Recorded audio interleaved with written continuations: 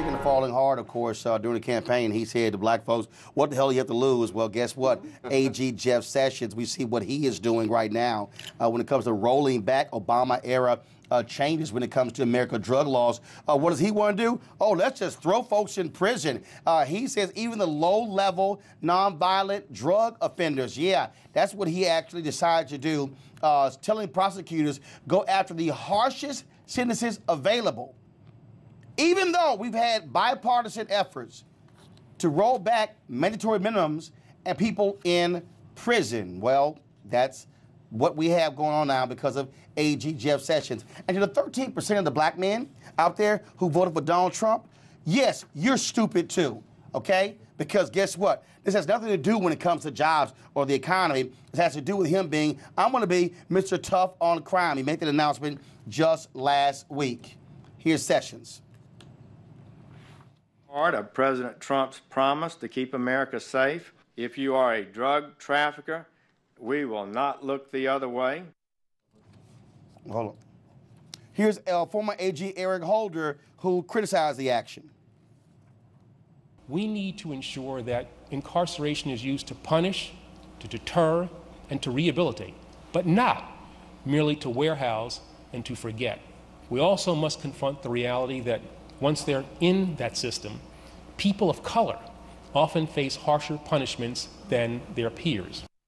In a written statement, the Holder said the new policy was not tough on crime, but dumb on crime, and that it was an ideologically motivated cookie-cutter approach to prosecuting drug offenders. Joining us right now from New York via FaceTime, Ames Grart, counsel at the John L. New Justice Council, Brennan Center for Justice. Got to ask you, Ames, it's amazing when you see this action. I mean, you've had the Koch brothers. You have the other Republicans who are saying this makes no sense, but, oh, tough guy Jeff Sessions all of a sudden says, oh, no, lock him up, throw the key away. It's exactly, we were saying something similar right after the election. There are around a handful of Republican senators who don't support criminal justice reform, and they just happen to make one of them the attorney general. It's disappointing, and I can't say we were surprised by Friday's change in policy, but it's extremely disappointing. And let's be honest, Ames, he lied at his confirmation hearing. Oh, I'm going to protect civil rights. I love civil rights. Here's my record. But all of his actions since becoming AG shows he does not care at all about civil rights.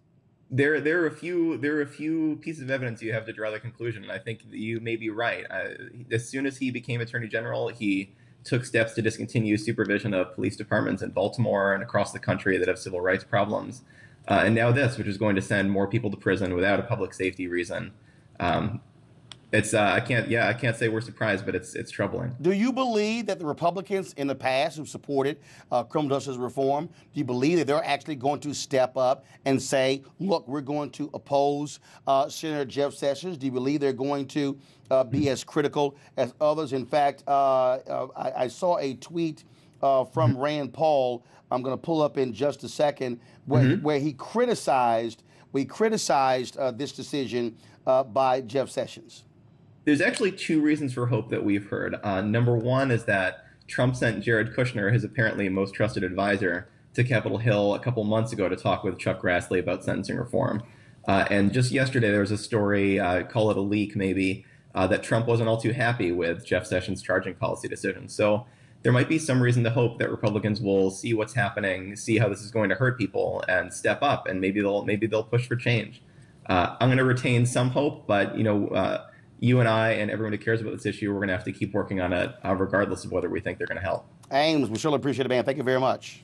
My pleasure. Thank you. Scott Bolden, when you look at this decision again, this is Jeff Sessions being who Jeff Sessions always was and always will be. This may be the toughest and most detrimental policy he's put in place. So far. As a former prosecutor, we take the lead from the top. He has unleashed U.S. attorneys and assistant U.S. attorneys around the country, right, to, in one failed policy, turn back the clock and begin harsh sentencing on lower-level drug offenders. I don't know how you reverse that, though, if you're in the Senate or the House because this is an administrative decision. But it's a budget buster for most states. Here's Senator Rand Paul. This is what he posted on his Twitter account. Shelley, go to my iPad.